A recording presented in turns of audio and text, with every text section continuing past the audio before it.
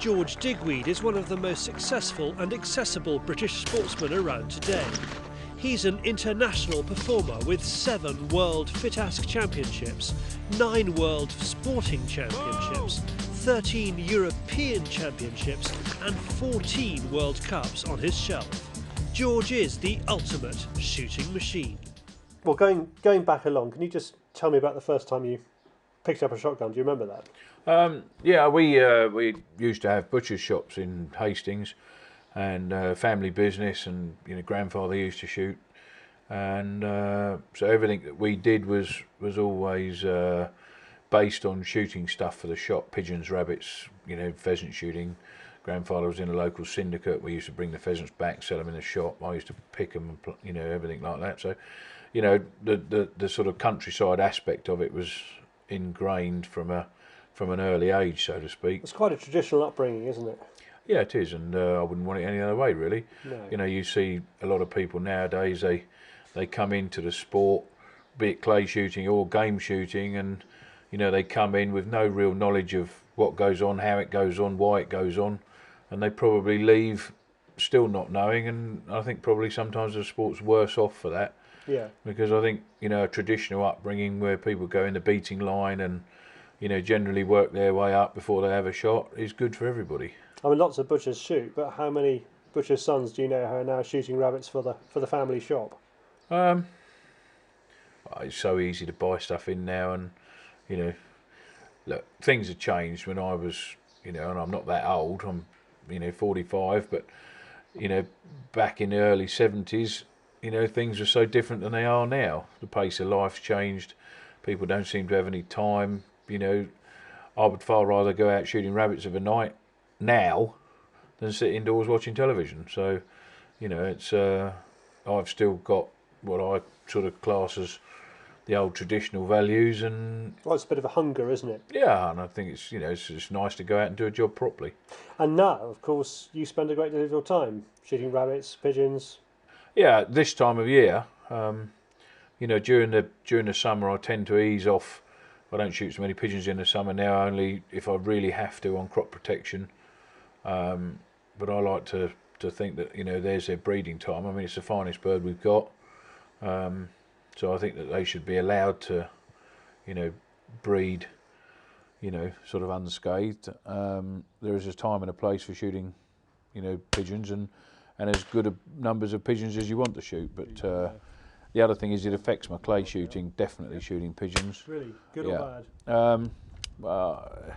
Tends to make you a bit sloppy. So to keep tight on clay shooting, which I need to do during the summer, I look at that as a no-no. And shooting a rifle, when rifle shooting's breathing, is all about breathing. That's not great for clay shooting either. It tends to make you snatch. So Well, I've met trap shooters who'll turn down pheasant days because they reckon it's bad for them. yeah, but they're a different breed, aren't they? They are. Oh!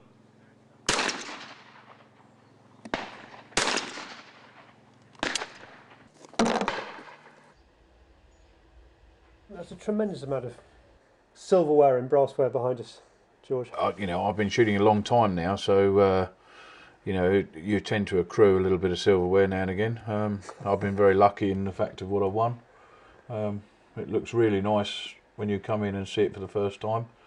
Probably looks really nice when you see it for the second time, but if you see it every day, it tends to lose its appeal somewhat, especially if you've got to clean it. It's dazzling. I mean, you need a wheelbarrow to move it around the place. I suppose the question is, how much of your life does it take up? How hard do you have to practice? I don't, I'm probably a little lazy now in my practice now at this time in my life, but it's a lot of hard work early on. You only ever get out what you, yeah, but you only ever get out what you put in. And I like to think now that I'm able to rely a little bit more on experience than actually putting in the hard miles. So probably it's worked itself a little bit easier, but I still, you only ever get out in anything what you put in. Yes, but you must have put an enormous amount in to get this lot.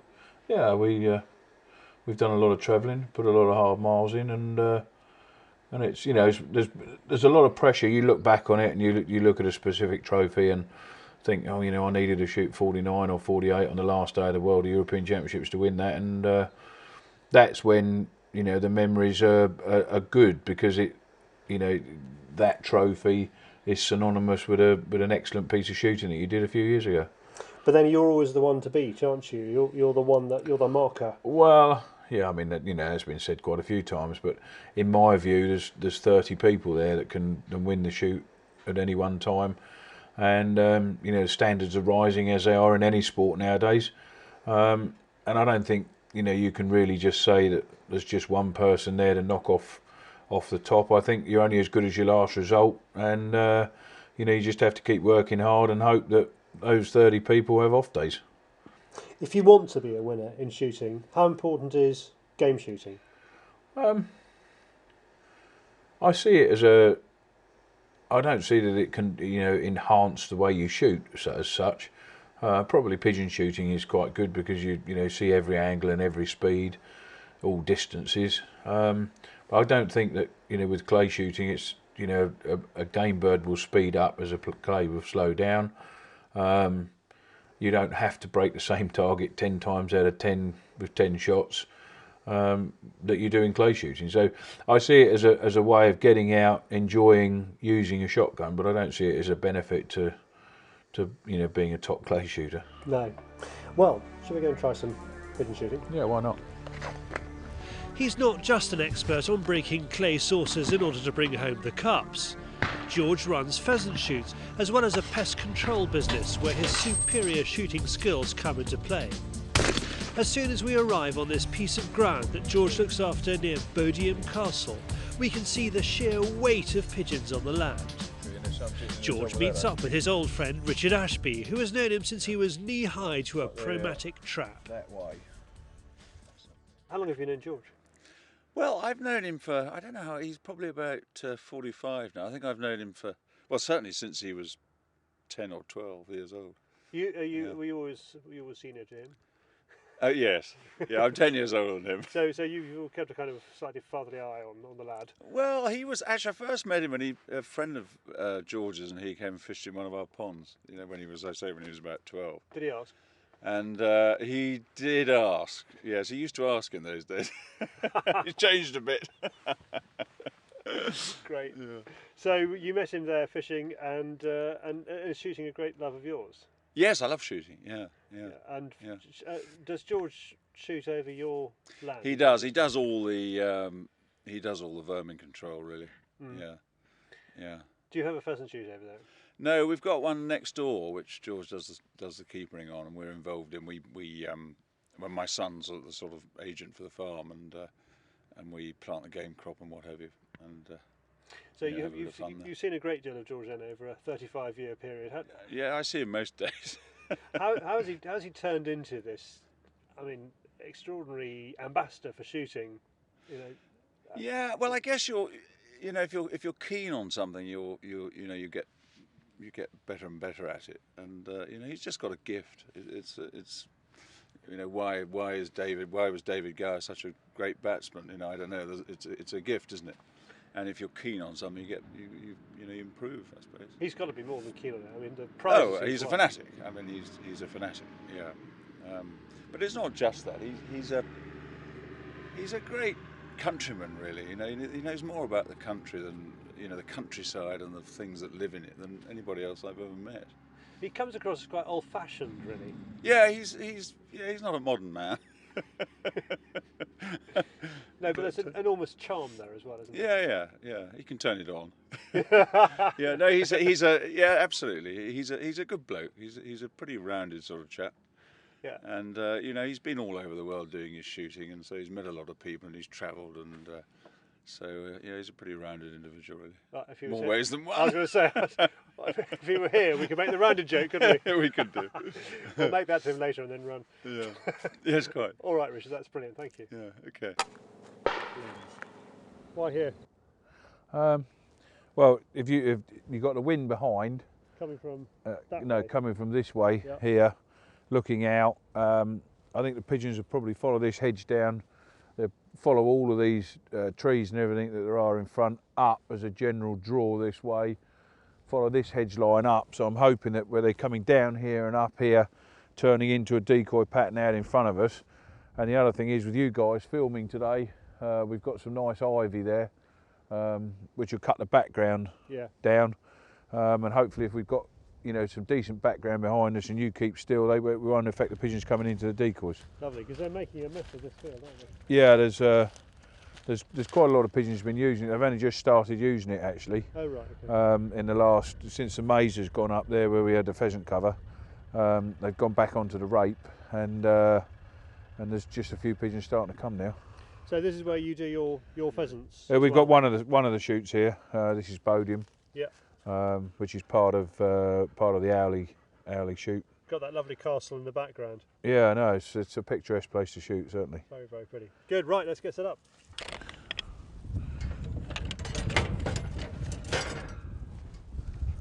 Really cool. Tell me about that Beasley day you had. Because you day. You had the record for shooting pigeons, didn't you, for a while? Yeah, and you know, it was an amazing day.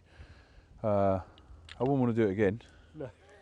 I wouldn't want to do it again, purely and simply for the fact of, you know, once you've done something like that, you've done it. Yeah. And I did it, and I was quite, you know, pleased to have broken the record at the time, and you know, it was an amazing achievement. But once you've done something like that, you know, I get a lot of pleasure out of doing something well, and a lot of pleasure out of shooting pigeons well. But to kill, you know, if I've got to kill them on rape, you know, I'd like to shoot as big a bag as possible. But to shoot a pigeon on a flight line, to shoot 60 or 70 pigeons on a flight line now just does me absolutely fantastic. How many was that in a single day? 661, 1,052 shots. Started at 11 o'clock in the morning and finished up at 6:45 so that we could you know, take the pictures in daylight. Spent a hell of a long time picking up, and we could have killed a lot more pigeons. Well, I say a lot more, but probably another 60 or 70 pigeons, and they picked up another 37 on the estate the following day. So we effectively shot 700. But you know, I only counted what we picked up, unlike others that tend to do it on a clicker. Yeah, well, that's extraordinary day, absolutely extraordinary. Yeah. So what have we got here then? Just a standard pigeon magnet from Phil Beasley. This is the UK Shoot Warehouse people, is it? Yeah. Always good quality stuff. Very nice, easy slot together. And you brought some Wouldn't pigeons film that. from before, so. Yeah, I shot some on Wednesday, so I knew you guys were coming. So I just saved a few back so that we got a few decoys just to start with. Always helps. Yep. It'll help even more if that's slotted in there. Got a lot of charging up in your household to do with shoot radios and work and things like that. Try not to remind Kate of that, will you? So is where you put these important? Without question. And the other thing is that they, you know, you have to remember that, you know, a pigeon's a wild bird, and these don't always work.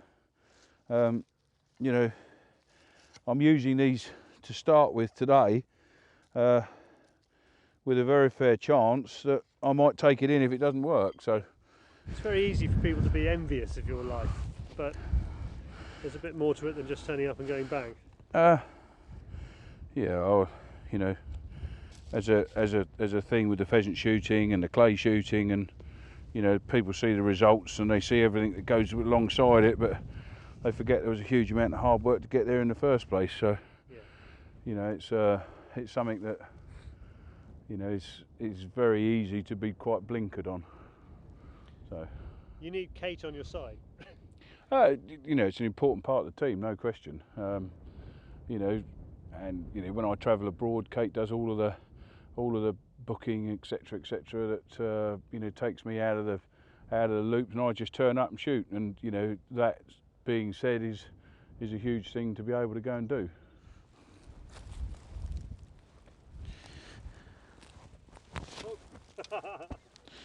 As I get one in the gut.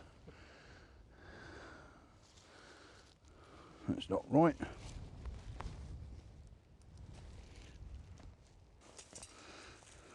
Right, this is a lesson. Thank you. Good. Okay, that's going to go up there. All right, no. No. Stick his cradle in the ground Right. till the bottom of the cradle's about 3 inches out of the dirt. Bit more than that. That's it. Right. Set your pigeon on the cradle. That's it. Head on the. Through the head. Yeah, through the head, so it sits on there. Go on, give it a bit of force. Right in there. Yeah. That's it. Like that.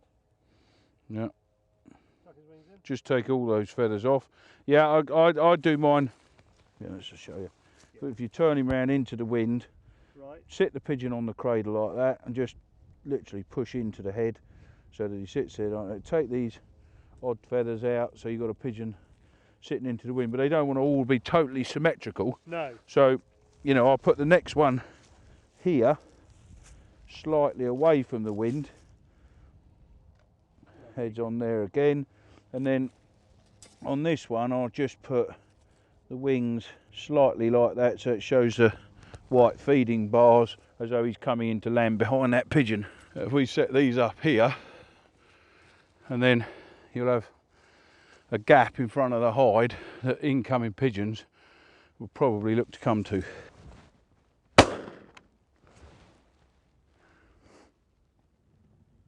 That pigeon's going to drop stone dead in a minute. Here he goes.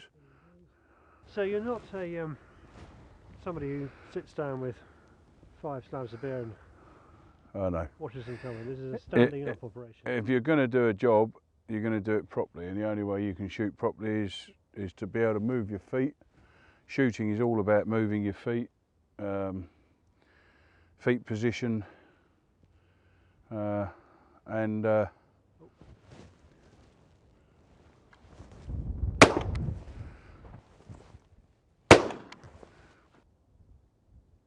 one of these looks as though it's going to commit. You ready, David?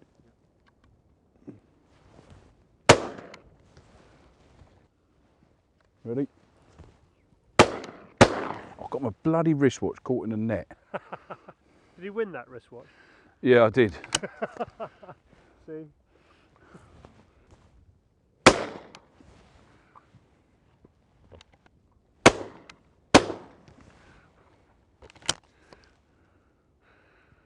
I need a cartridge now. Oh, please don't say it's going to fly away. No, he's not going to go. I haven't got a shell.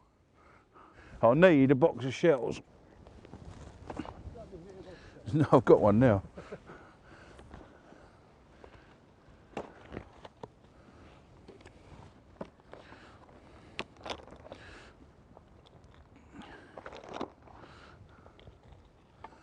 That's a very, very good pigeon shell as well. It's a, I know, I would say that because we A picture of a famous pigeon shooter. we designed it.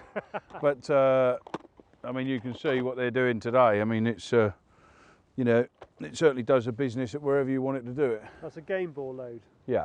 And what have you got? 34 grams? 34 grams of 5.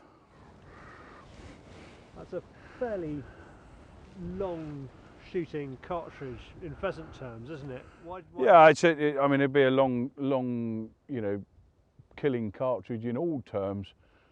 You know, I'm a great believer that if you've got something that does the business from 10 yards to 80 yards, it's far better than having something that can only do the business to 40 yards, because your scope on what you can shoot at and how you can kill them varies hugely. Yeah.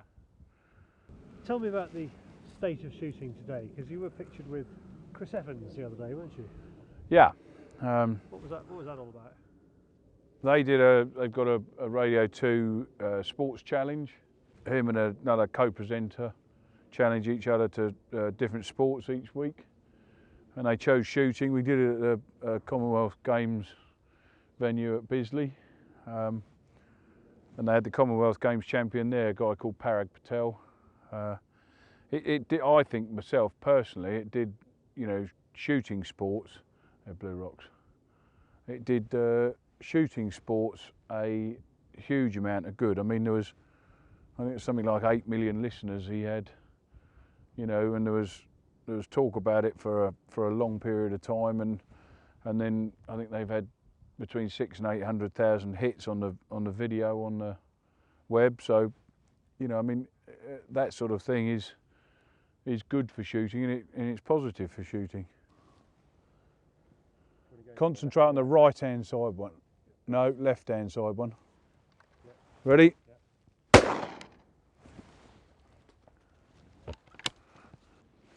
Yep. Yeah, in my view, shooting's let itself down in the fact of in 1989 I won the British Open for the first time, and I think I won, I got a feeling it was 2.5 grand,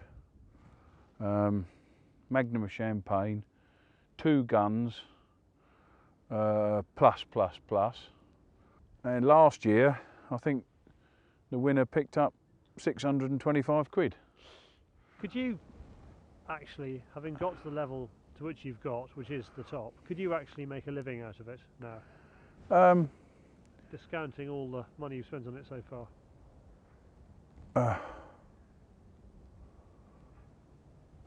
I mean, you won that Mitsubishi. Yeah, but I mean, it's... That's half a salary, isn't it? Yeah, it is, yeah. And, you know, I think that if you could gain enough sponsorship to be able to promote products in a global fashion, then I think that there's enough of a living to be made in it. But, you know, to have someone's name, promoting a name by having a name on a sponsorship on a skeet vest is not necessarily good enough. I mean, sponsorship's a two-way street, and you know, you see it all the time. People win the X down the line championship. My son's going to be the next world champion. He wants sponsorship. What are you going to give him? You know, well, what can you give me is the answer a sponsor would come back with, and tends to be not very much. Whereas, you know, if you've got a profile and you can host corporate entertainment where they can take their clients to that event, you know, and shoot with a world champion, or there's cachet in that, isn't there? Yeah, and you can, you know, you can go globally and promote their products in a global fashion. I mean, I'm very lucky in the fact that you know, Ray Ward sponsored me, and they're global now. Yeah. You know, they're Abu Dhabi based, Dubai. You know, they're trying to create this lifestyle scenario, and it's something that I want to be part of, and it's, you know, it's very good in the fact of it's global. Ready, David? That went right through it first shot. I can't believe it went on. Yeah, I think you better have a look at those cartridges again. Oh, I don't think there's a lot wrong with them. He certainly didn't like the second one. Pigeon coming in here right into the front of us. So that's, and one over to your left as well. Yeah, the one in the front is going to make it first. Ready, David, over the decoys. Yeah.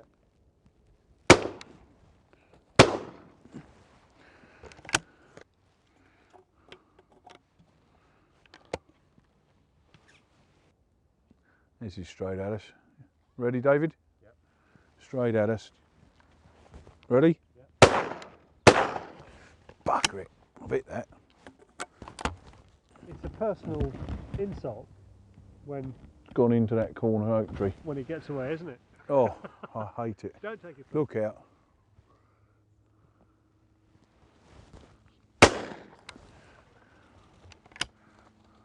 Always a comeback though. There is. Yeah. I think that was the shot of the day. After that incredible last shot, we leave George to it. I wouldn't be a pigeon flying over Bodiam today. A clear contender for Fieldsports Channel's Sports Personality of the Year.